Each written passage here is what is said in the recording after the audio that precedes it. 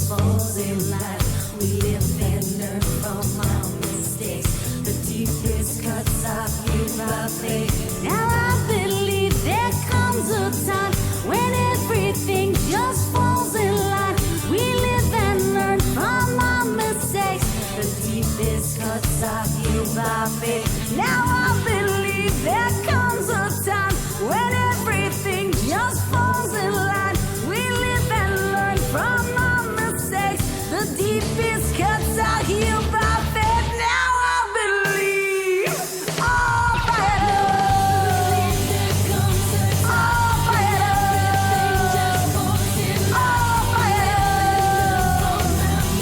Oh, better.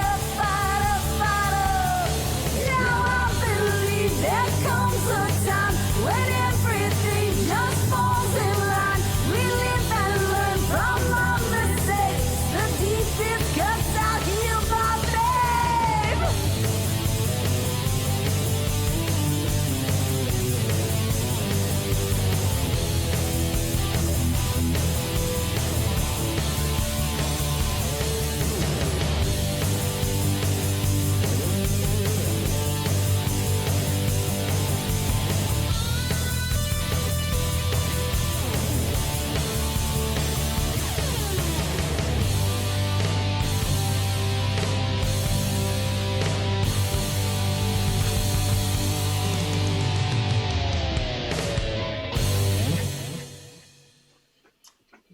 Good morning, everyone. I was doing some social media stuff on the back end. Welcome to ReneMarie Stroke of Luck. I'm ReneMarie, and today, as always, it's going to be a phenomenal day. And we have to, of course, thank Judy, my co-host and a board member of ReneMarie's Language of Love Foundation, for all the incredible work that she's always doing on the back end to get things up and to have shows like we're having today. It really is a very humbling story, and the truth is that the pinpoint story, I believe, the story that I get out of this and reminds me is that your life can change in one split second without you ever being aware that it's going to happen. And that's why we always say to enjoy the moments and really to love one another and to be kind to one another, because you don't know what other people have gone through, or they're going through, or they're going to go through, or even yourself. So it really is important to live that way, live humbly, live empathetically. So today I'm going to let Judy lead the way in introducing our guest, because she did such a phenomenal job in pulling this together with Victoria, who is a professional actress. She does some wonderful work, and you're going to hear her story, her lifelong partner, Paul, and her doctor. And I'm going to let Judy share all the names and the information. So Judy, go ahead. Take it away. Thank you, ReneMarie, and it's a pleasure working with you. It's good. It's our pleasure, my pleasure. And I want to thank all our guests. I'm going to give you background on our guests as well as the story.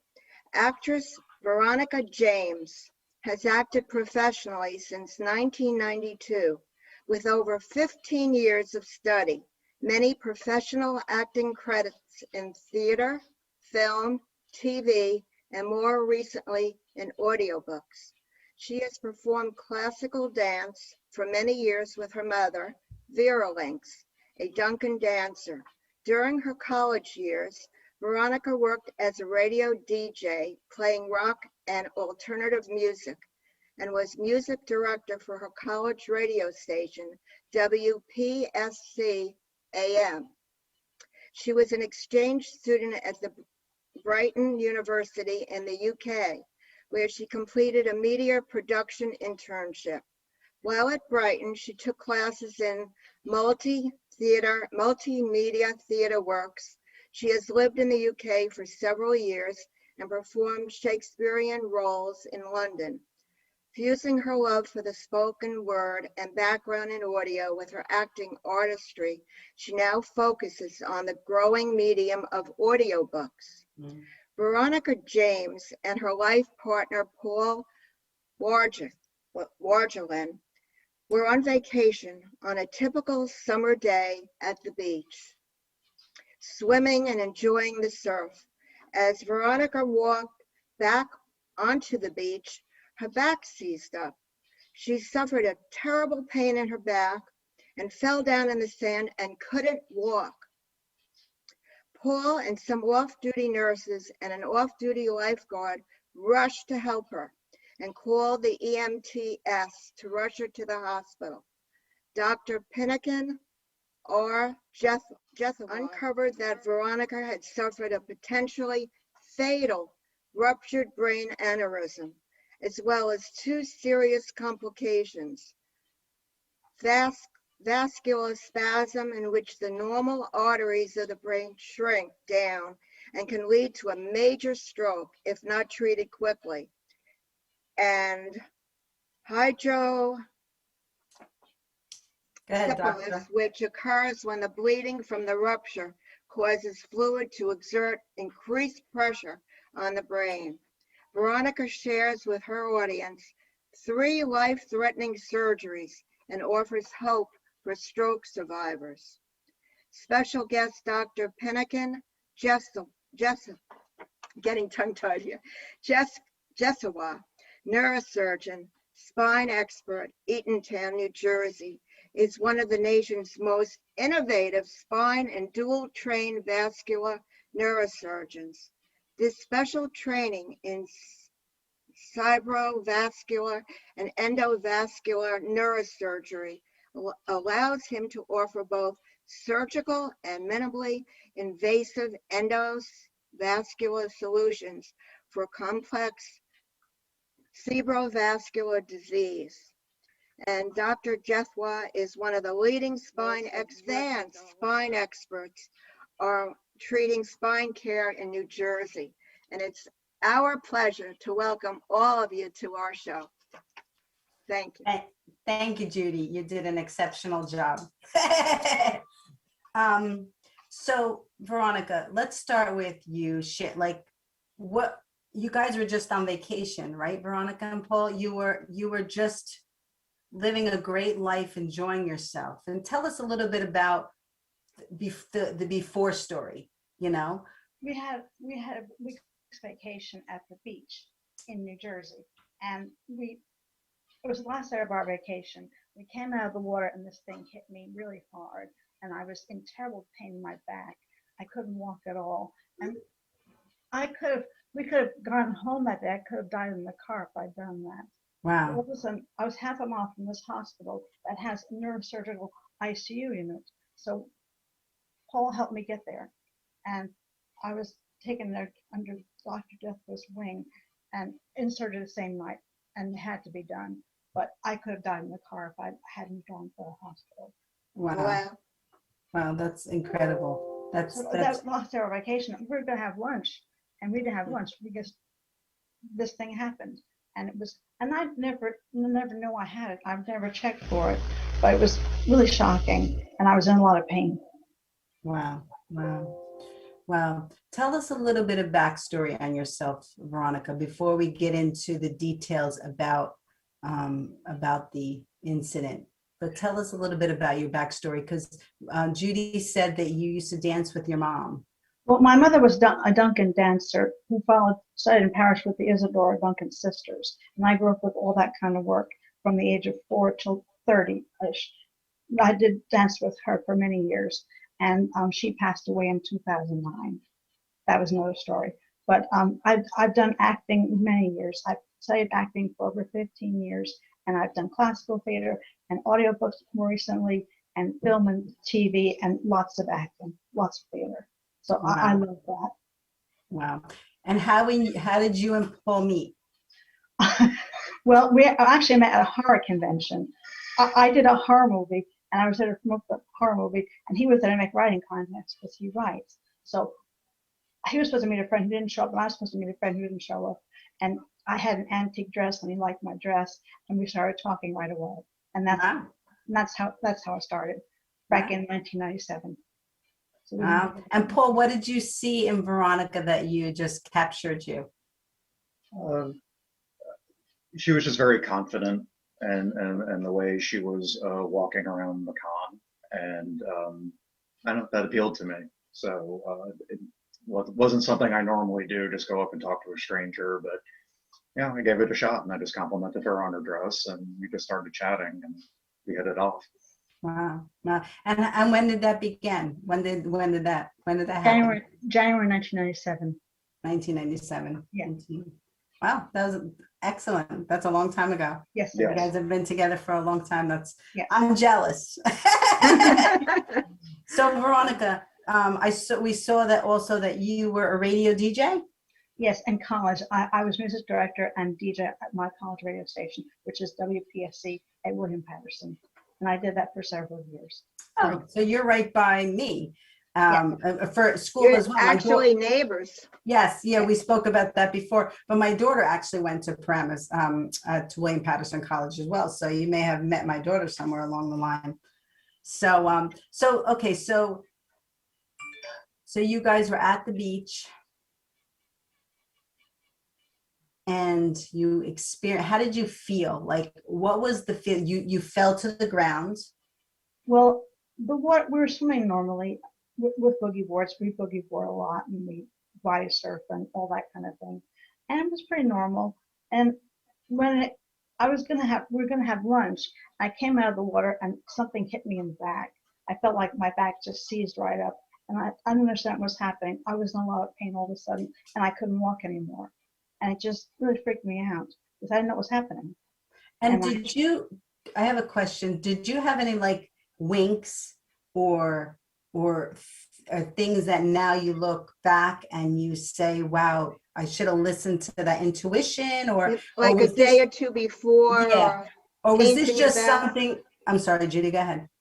Well, as you were saying, pains in her back or some kind of a wink that days before that was a little unusual, but you just let it go? Well, a couple days before, I had a headache, but I hardly ever get headaches. I don't get them very often. But one day I had a headache, and I thought nothing of it. I took an aspirin, thought nothing of it.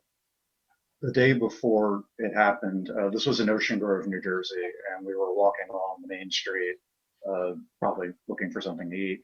And at one point, Veronica just made a noise, and she went over to a garbage can and spat up, and it was bile. And she said, well, that was weird. And then we didn't think anything of it. Yeah. But then, of course, the following day, when this hit her and she collapsed in the sand, she started spitting up bile. So Wow. I suppose that was probably a hint that we weren't aware of. Yeah. Plus the headache, which was, I think, a week before. Yeah. How severe was that headache? Was it like a killer headache or No, it just? wasn't too bad. It was just a headache, but not too bad. Dr. But Doulas? But I don't get them very often. So it was unusual for me. Doctor, things like that usually happen, like little winks or signs that people get that most people would just brush it off? Yeah, every case is a little bit different. When you have a ruptured brain aneurysm, there are usually about like a quarter of the patients will have some sort of, oh yeah, a week ago I had a headache, a couple of days ago I had a headache. It's actually the first time I'm hearing this from Veronica and Paul, is that, she had some symptoms the day or two before. But the majority of patients, unfortunately, they're walking around, and when it happens, that's the first they know of it and the first thing that ends up happening. But there are, a couple of things. There's this term for it in the literature called a sentinel hemorrhage. So it's basically that, that aneurysm, it's a weak spot in the blood vessel wall, and something's happening to it, and your body's noticing it, but it does, oftentimes you don't seek medical attention unless it's a really, really severe headache or a really severe symptom or something like that. And, in this situation, she got to medical attention only when, a really severe bleed had happened. Yeah. Are you there? Okay. So, if she would have went to the hospital the day before or called the doctor, do you think that she would have had the tests taken care of that needed, or would they have? I'm just asking because most of the time in life, it's like, okay, they kind of like ask you how you're feeling. Oh, you're feeling now. Okay, it's okay. So do you think that maybe that's something that the medical professionals should take into account, like all these minor things to try to prevent something major from happening? Do you think that she would have came to the hospital, that the proper tests would have been done on her? So ER physicians, assuming she comes to the emergency room, they got a tough job, right? Yeah, They yeah, I probably know. see back pain, and headache is probably like 50% Yeah, of what they see. They probably see 20, 30 of those, in a shift. If you're trying to do the $1 million workup on every single one of those I patients, know. number one, you're going to miss it. And I'm sorry, you're going to, be doing a lot of unnecessary testing and causing a lot of, increased cost to the healthcare system, which is already stretched.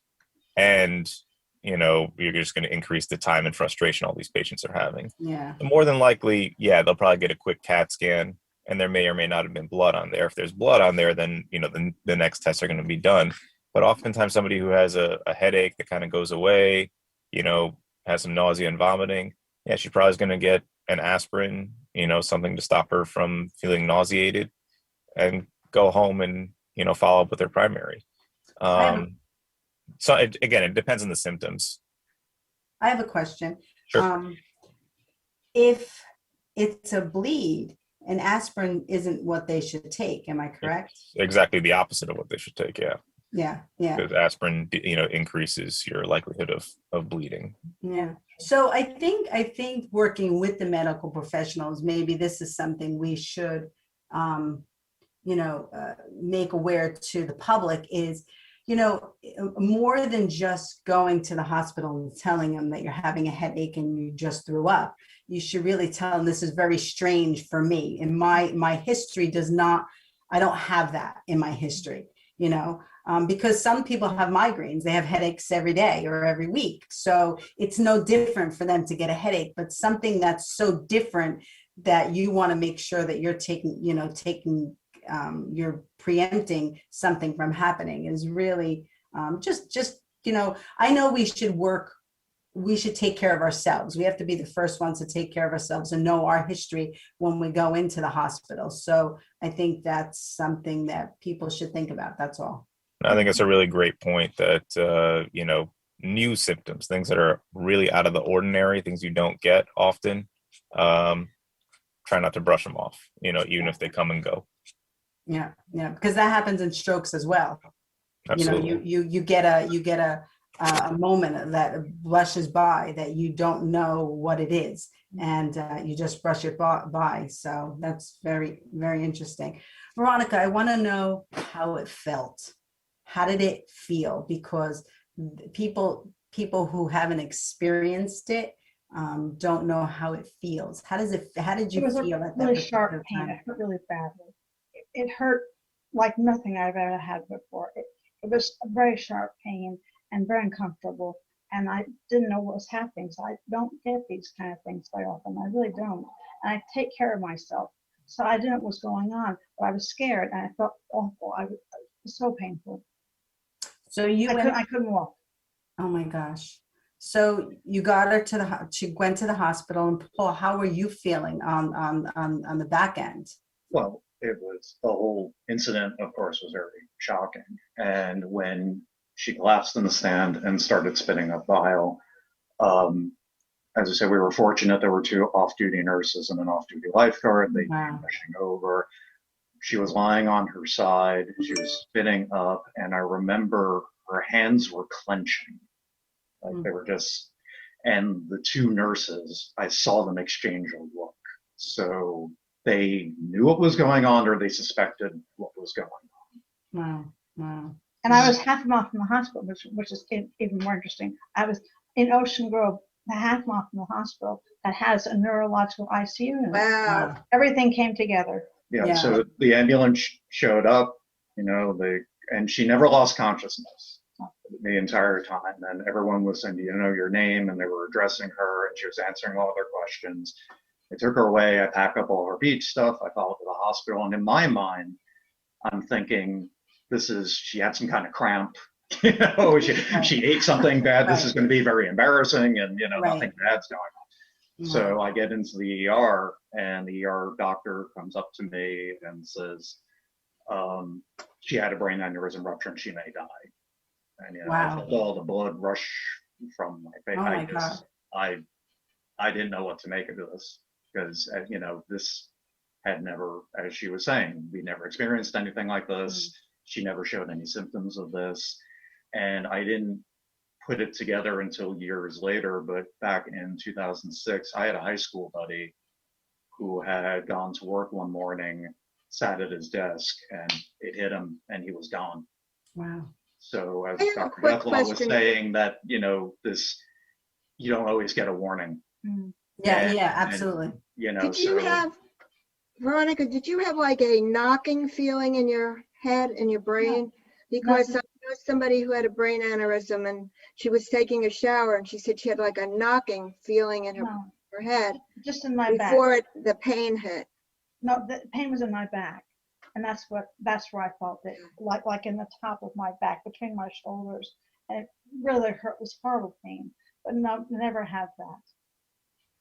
And I have very little memory of it too, because I remember some when it happened, but remember any of the treatments. I didn't come out. My memory didn't come back until I was in rehab after the 3 surgeries, like a month or 2 later. But I have no memory of being there at all. And in 2017, I went back to visit the hospital, and nurses remembering back could remember them. So it was kind of weird, but I have no memory of it at all. But everyone says that's better, because I agree. And as I keep telling people, I have enough memory of it for both of us. And it was shocking. So you were taken to the ER, and were you the doctor on call, or were you the doctor that was called in? So I was on call for neurosurgery. So the emergency room physician will see the patient, do the appropriate test, in this case, a CAT scan of the brain. And as soon as they see this type of bleeding in the brain, the first call that they make is to me. And I happened to be there. I remember this was like I think it was like a Tuesday afternoon or something like that. And I happened to still be in the hospital. I think I forget exactly what time it was, but I felt like it was sometime in the early afternoon, maybe like 1 or 2 o'clock or something like that. And I came, right downstairs. And I remember meeting Paul first, because I think they were, they needed to put a breathing tube in for Veronica to protect her airway, because she was, still vomiting and things like that. And then, like I said, as soon as I saw that scan, I started making preparations, because we needed to go to the operating room right away to stop this thing from bleeding again. Wow. That's incredible. I guess you were meant to tell your story, Veronica, because if you look at everything that lined up that day, it was incredible that you had to go through, you went through this. So what was the recovery like? Well, it was 3 surgeries in 3 weeks' time, which I don't remember at all. And then a month in acute rehab and another month in subacute rehab. So I was away for 3 months altogether. And I didn't start coming to memory-wise until the acute rehab. But I had a technique for myself. I wanted to get better faster. So I went in physical therapy. Every time I was given reps to do, I would do twice as many. Like the therapist said, do 10 reps, I did 20. I always did more. I always doubled everything because I wanted to get better faster. So that's my technique. I understand that, because when I had my stroke, I would just do it and go, okay, what's next? Like I wanted, and let's talk about that, Veronica, okay? Because I was an ambassador in a hospital, of the hospital that I did had my recovery in, and that's why they asked me to be an ambassador, because I could speak from my heart and tell them, as much as support you have around you, you have to do the work. You have to be the one to do the work, and you have to have the drive to get better.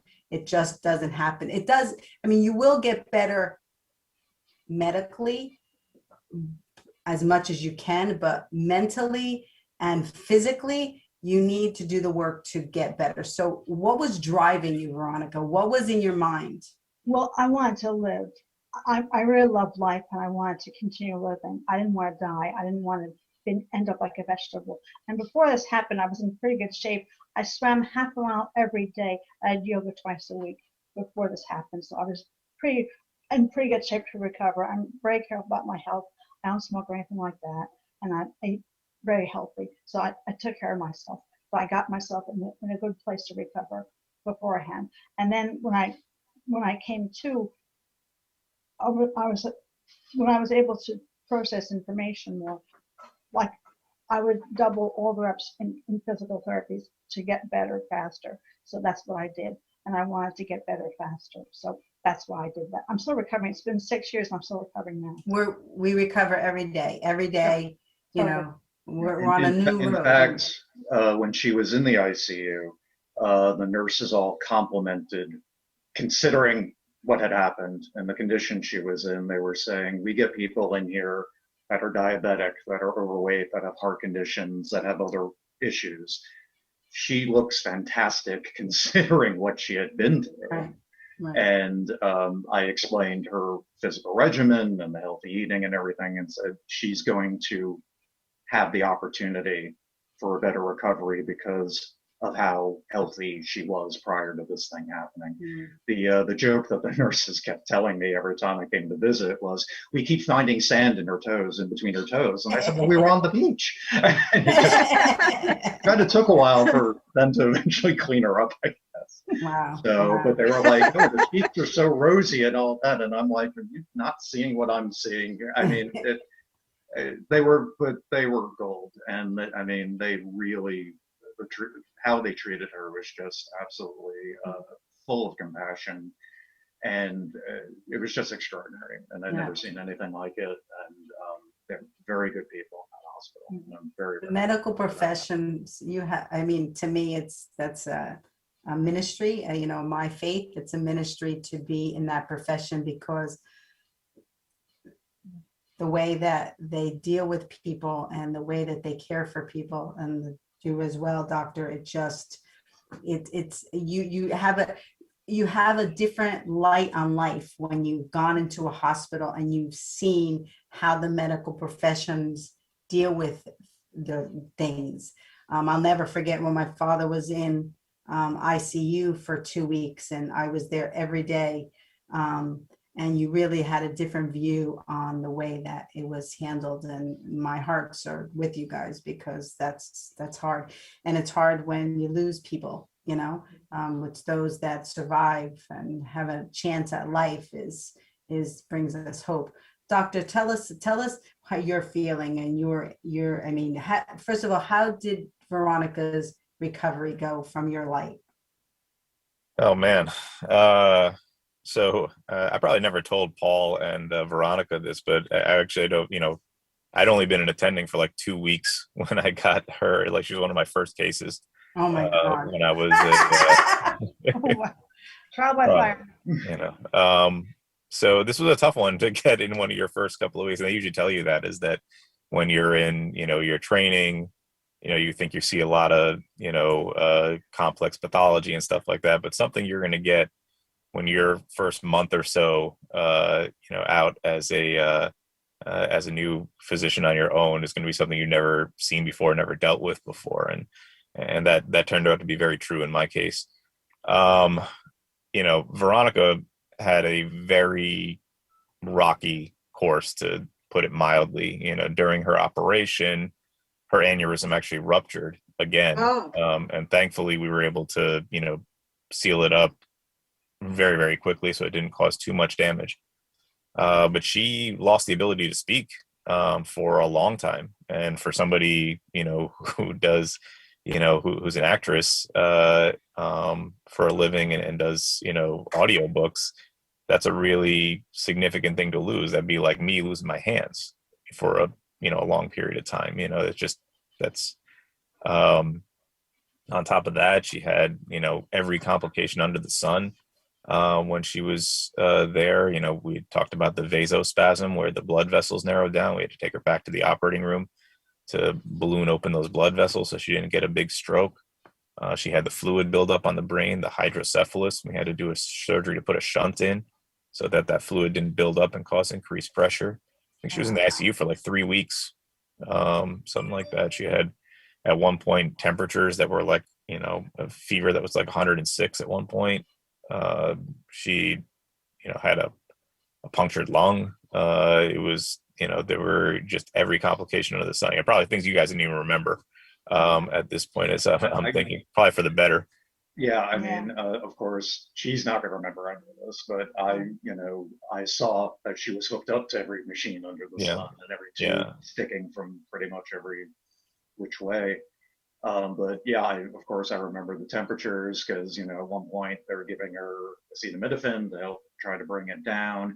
And they had these giant air conditioning blankets, for lack of a better term. That it's called Arctic Sun. Yeah, an Arctic Sun. Yeah, and she, you can't put on a fan without her going, "Ooh, I'm cold," but she was not even flinching with these blankets on her. So I knew how bad that was. I don't understand how come she had a punctured lung.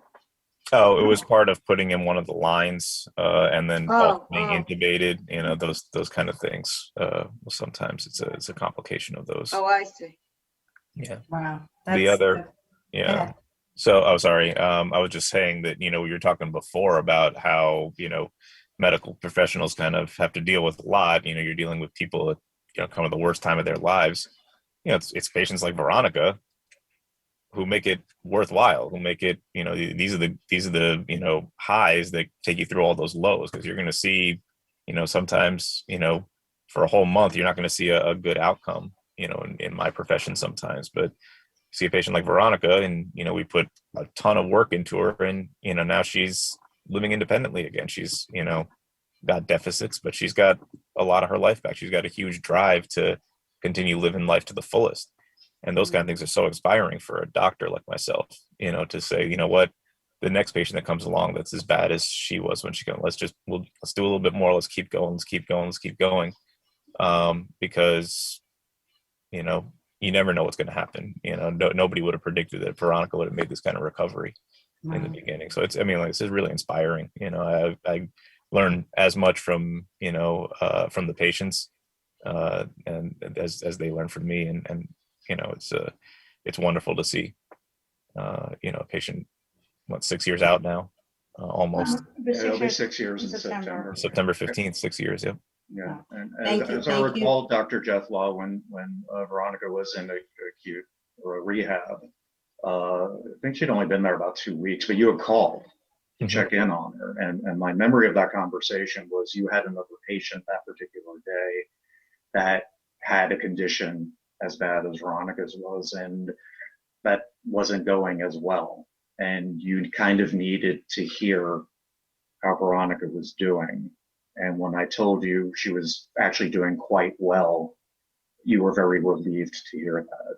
And you were very happy to hear that. And I remember, I remember her coming in for follow-up visits initially, in a wheelchair, then with some assistive devices, having some major speech issues, and then a little bit more speech, until now it's barely perceptible that she's got a speech deficit. It's only when you're doing something really complicated that you can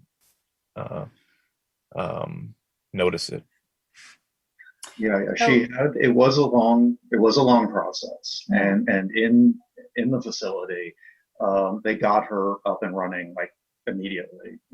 She was brought in the evening before, and the next day I came in to visit her for the morning visitation, and they already had the speech therapist working with her, and the physical therapist, and the occupational, and she didn't get any rest, and pretty much passed out at night. And I don't think she knew really what was happening to her. She was just following these directions. Wow. And it was fascinating to witness, everything they were doing for her, and she was just going along with it. So I don't know, subconsciously somewhere she knew, okay, they're helping me, so I need to do what they're telling me to do. I totally understand, like you were saying before, doctor, to lose your speech and you're an actress. Yeah. I lost my speech 2 years after, and I'm a singer. So for me to have lost it was very hard for me because singing is how I speak. So Veronica, how was that recovery on your speech? How did that go? Well, I was pretty lucky with that. I absorbed everything that the therapist would say. And tell us about Shakespeare. Yeah, I'm going to tell two stories, two of my favorite stories. So the first, the acute facility, the way they would get, once they found out Veronica was an actress, the therapist would say, Veronica, I need you to speak to the back of the theater. Oh. And then she would project louder. And then she would also have her hit a note like la, and then her voice would get louder. And then when she was in the subacute facility, and that speech therapist, I get a call one day, I'm at work, and she goes, so I've been working with Veronica today, and normally she's been very mushy mouthed, and it's very difficult to get her to enunciate and so on. She goes, but I understand she's an actress. So today I was working with her on some Shakespeare, because I understand she was classically trained, and I think it was Romeo and Juliet. So as the therapist starts reading her lines out loud, Veronica suddenly corrects her, tells her she's pronouncing the words wrong, and starts talking about the iambic pentameter. So, and she goes, all of a sudden, it wasn't Veronica anymore. It was this acting coach that came out of nowhere. And I said, well, that's her. I said, she had so much training. This was obviously in her subconscious, and you connected with that. And it came to the fore while you were doing this therapy session. And that really, really worked. Go ahead, Veronica. I was able to channel that part of myself. My train was able to channel itself, and I was able to get that back. So I'm grateful. And I want to say also that Dr. Death saved my life in many ways. I'm eternally grateful to you, Dr. Death, saved my life. And I'm also grateful to Paul for being there every day for me. I had a lot of support around me. A lot of my friends visited and took care of me, and I had a lot of support. And I believe very much in God. I prayed a lot too. So I believe that God was watching me. And my mother, who's in heaven, was watching me too. I'm sure of that. So, and you're doing and I'm sorry, Veronica, you're doing your God work by bringing it to the forefront of the news so that you can bring hope, because hope is so important in life, to have hope that you're gonna get better after suffering. And something that I was thinking while you were talking is I really believe that in life you're preparing for something. You don't know what you're preparing. Sometimes God, I'll speak in the God terms, because now that I know you have faith, I have great faith as well. But sometimes God leads you in another direction that you don't know what he's leading you to, but he's preparing you for something. Yeah. So even though you don't want to go in that direction, and you're kind of being guided that way, that's what you need to learn something in that particular moment so that you could use it somewhere else in your life.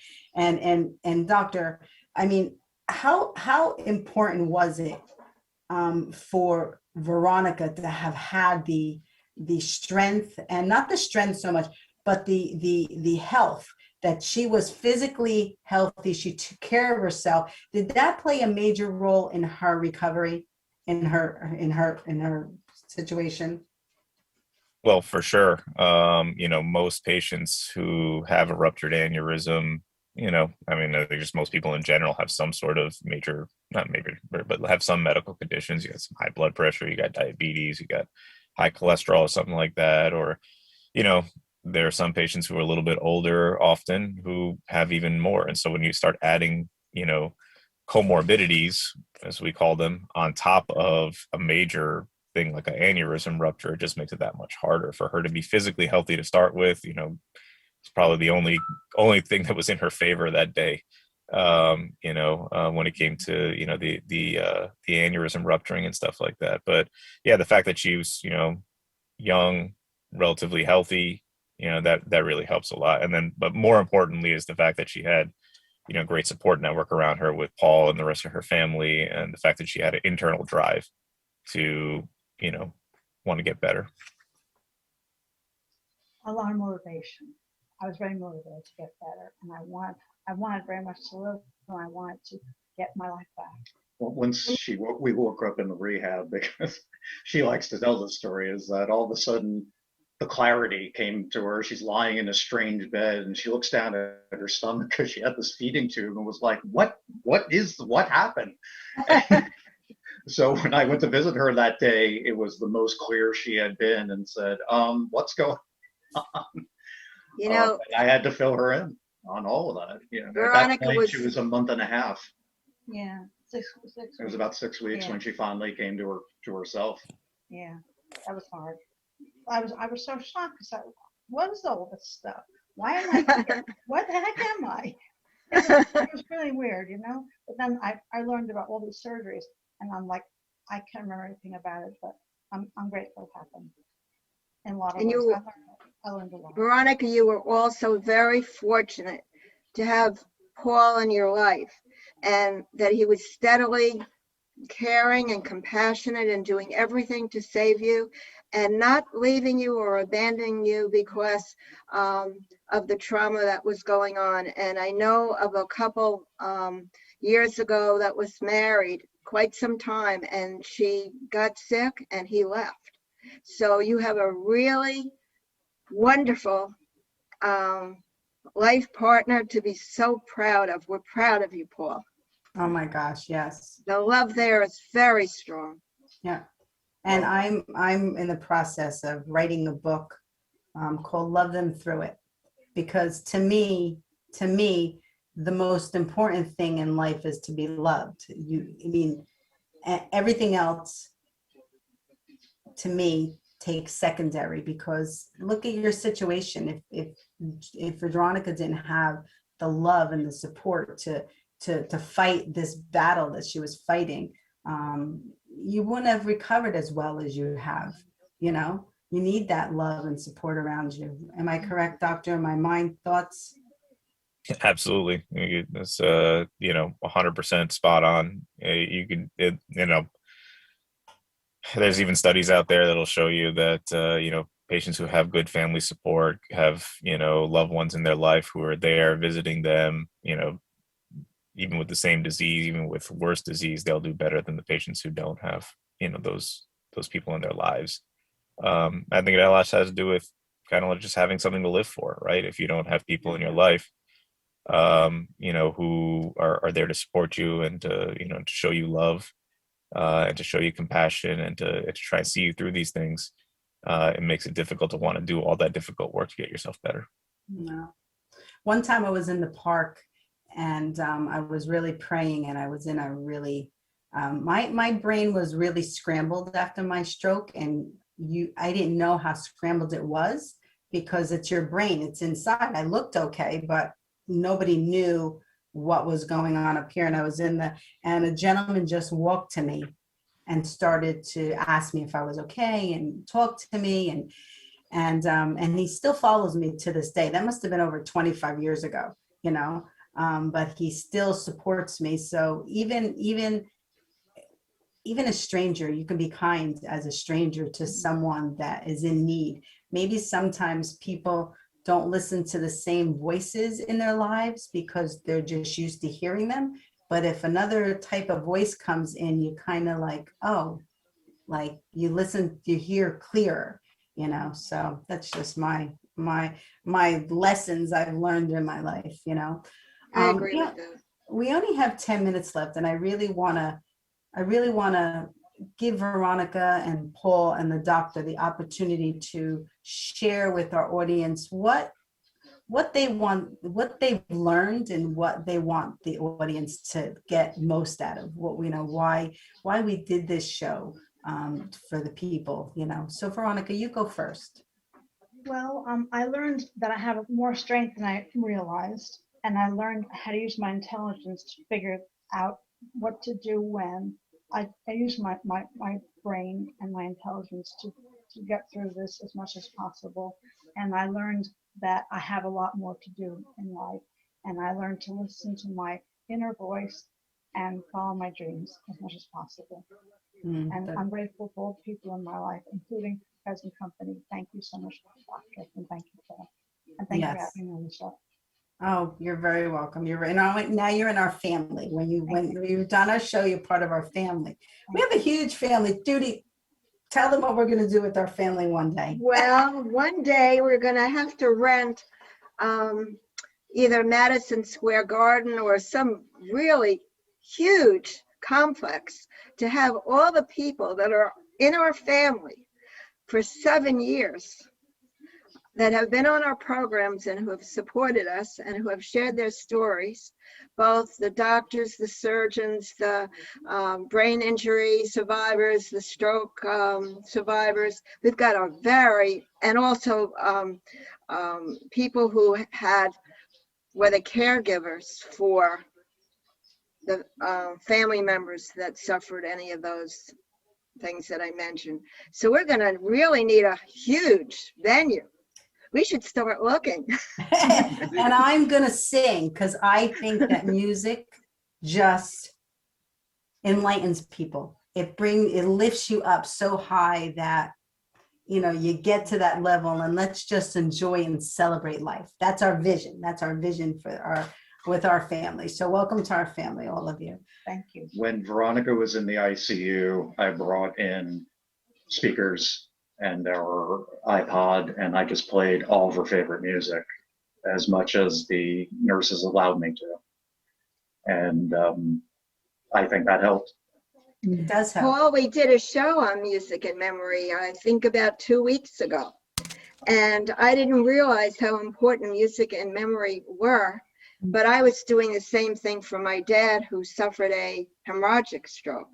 I was playing all his favorite music. And years later, when I went to a seminar and they were talking about music and memory, I said, wow, that's just what I did for my dad. So it is a very important part of the picture.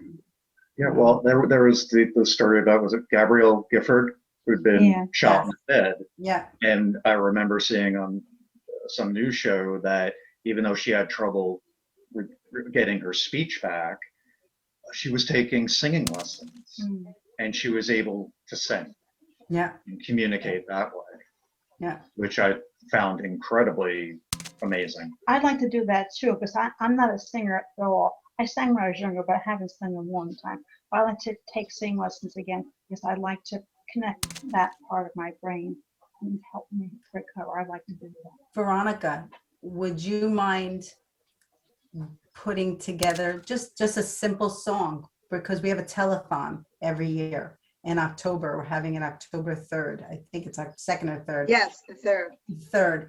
And we would love to showcase your video on because I think it'll bring hope. And it doesn't have to be this wonderful song, just a simple song of you striving to sing. I could try, but I don't expect a lot. What's that? I don't expect a lot. I'm not really a singer. I've never really No. And to me, it doesn't matter. I shouldn't say that. Well, it doesn't matter to me. What I want to showcase to everybody is the importance of music and your strength and who you are and how music played an instrumental part in your life. And I mean, maybe you guys could do a little speaking part in it. We could do it. I'm just saying, just offering it to you. We could do a Zoom and you could sing and you could speak a small segment and we could showcase it, and I could edit it and put it up on our telethon. It's just something that, I want to offer to both of you. Thank you so much. You're very welcome. You're very welcome. We love, we love inspiring stories. So that's our goal. And Dr. Paul, did you share what your vision was for this show? What you want people to understand? From the caregiver perspective, you have to understand that everything is moment by moment. You're going to have good moments. You're going to have bad moments. And with what Veronica went through, it was a roller coaster. It was a roller coaster of emotions. And you just got to also look after yourself, because if you don't look after yourself, you can't look after anyone else. And I took things moment by moment to the best of my ability. And the worst thing you can do is beat yourself up, because that's not going to help anybody. And you have to be prepared for, you have to roll with the flow and be as spontaneous as possible, because that's the only way I got through it. And it's the only way to, if I've learned anything from this experience, it's the only way to get through life, is you've got to be prepared to be unprepared. Yeah. I really don't know how else to put it other than that. And who supported you, Paul? I had Veronica's cousins. I was staying with them because we were staying with them at the time this happened. So I was still staying with them at the time. They were very supportive. And we had a lot of friends who were looking after our house and our cats. So when I finally went home and Veronica was still at the hospital, they came to my support. Our very good friends, the Janos family, I mean, they kept me fed, because I just wasn't thinking at that point. I had to finally go back to work, and I got into a routine where, I get up, I feed the cats, I go to work, which I was working in New York City, traveling from Paramus, work only part of the day because my bosses knew what was going on. I'd leave, come home early, feed the cats, go visit Veronica for an hour or two. And somewhere along there, our friend Craig called me up and said, "Paul, you're coming for dinner." And it wasn't a question. It was, "You're coming for dinner." And I said, "Yes, I'll be there at such and such a time." Finish my visit, go to their house, have dinner, watch TV for a couple hours just to clear my head. Go back to my house, the cats would fall asleep on top of me, and I'd do it all again. And that was my routine. It was just constant. Wow. Wow. And doctor, what would you, 2 weeks being on the job, and what would you like to share with the audience? I think, Veronica's case and thankfully other cases I've had, shows me that, miraculous things happen, but they don't happen by accident. They happen because of sort of conscious choices and conscious decisions that we make. In this situation, was never to give up. There were a lot of places where we could have said to Paul or to the family, "Yeah, she's too far gone. She's got too much damage. She's not going to be like this." But we don't know. Even the medical professionals, we don't know what the future is going to hold. Would I've ever anticipated that Veronica would make the kind of recovery she did? Probably not. I don't even think it's reasonable to expect that even today, having seen a patient like her and other patients. But do the work. Yeah. Keep fighting. Keep pushing through. Keep, like Veronica was doing, do a couple extra reps. Your brain is an amazing thing. God put, the most amazing piece of equipment inside our heads. And, we know so little about the capacity for the brain and the body to recover. And so I just try to tell every patient, every family member, I'm going to be honest with you about what the situation is, what the chances are, but I'm, really, really aggressive with my patients. And it's in part from what I learned in Veronica's case. Wow. Veronica, you were the teacher. You're a great teacher. Thank you. So we're going to have to say goodbye, and not goodbye, just for now. And Jim, can you come on the screen for 1 second? And I just really want to thank Veronica and Paul and the doctor for joining us today. It really is a story of hope. And we actually named the show Hope for Stroke. And it really is empowering your story, Veronica. So we're totally blessed to have you today, and we're so welcome all of you to our family. If there's anything we could do for you, please don't hesitate. If you ever wanna get something out to everybody, whatever way we can help, please reach out to us. We're there 100%. I want to thank Jim at the Village Connection, because Jim sponsors these shows. Jim is also partnering with us for these coupons, and I just want to give Jim the opportunity to share the coupons that Jim has started. Jim? Oh, well, thank you. First, let me say that your story is very inspiring. Haven't been through similar situations myself. It's very important, like you said, to have family and support around you, and it seems like you had a great support, system around you. And to the doctor, amazing. It's amazing what you guys can do. As far as myself, my company is Village Coupons, and basically what it is it's a coupon book on your phone. So basically, you can take the coupons with you wherever you go, and you can share them, and you can get directions from the coupons and call the customer from the coupons, and it just takes coupons to a different level as far as technology goes. So that's it. Pretty much the way it's designed is we can get coupons from anywhere in the United States, and it will work as far as people can be on the road and get coupons from anywhere. So that's where we're at. We're starting here on Long Island and Jersey. On our website, so that'll take you right to Jim. So, Jim, it's a blessing to be partnering with you. Oh, thank you so much for the opportunity. It's my pleasure. Okay, so we're going to roll out, and we always blow kisses at the end of each show. If you feel comfortable, join us. On 3, we're going to blow kisses. 1, 2, 3. Bye, everybody. Bye. Later. God bless Thank you you all. so much Bye. to everybody. Oh, it's a blessing. Thank you.